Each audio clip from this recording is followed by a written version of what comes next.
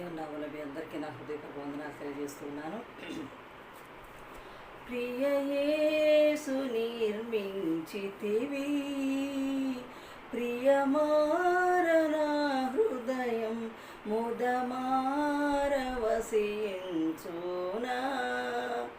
హృదయాంతరంగమున